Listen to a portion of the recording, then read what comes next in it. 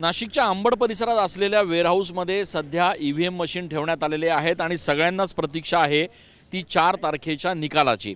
तत्पूर्वी या संपूर्ण परिसरात स्वच्छता राहावी आणि एकूणच या ठिकाणी दुर्गंधी किंवा कुठल्याही प्रकारची घाण होऊ नये यासाठी महापालिकेकडनं 25 सफाई कर्मचाऱ्यांची नियुक्ती या ठिकाणी करण्यात आलेली आहे।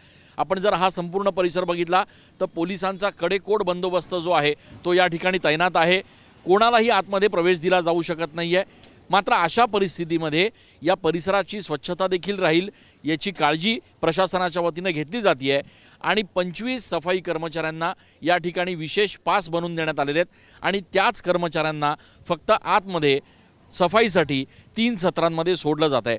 25 कर्मचाऱ्यांसोबत या ठिकाणी एक वेगळी घंटागाडी देखील नियुक्त करण्यात आलेली आहे, जेणेकरून ही सगळी जी सफाई होते आहे त्या माध्यमातून हा परिसर स्वच्छ राहील आणि कुठल्याही प्रकारे काउंटिंगच्या दिवशी म्हणजे 4 तारखेला इथे कोणालाही त्रास होणार नाही। अर्थात असं जरी असलं तरी या व्यतिरिक्त मात्र कोणालाही या परिसरामध्ये प्रवेश दिला जात नाहीये। ठाकरे गटाकडून मात्र जवळपास 13 पदाधिकाऱ्यांची नियुक्ती या परिसरात त्यांच्याही माध्यमातून करण्यात आलेली आहे पहारा देण्यासाठी। आमच्या देखरेखीखाली देखील हा सगळा प्रकार होऊ द्या अशा पद्धतीची विनंती त्यांनी प्रशासनाला केली होती आणि त्यामुळे ठाकरे गटाचे 13 पदाधिकारी देखील या संपूर्ण परिसराचा खडा पहारा देत आहेत। कॅमेरा पर्सन आकाश येवलेसह मी चंदन पूजाधिकारी TV9 मराठी।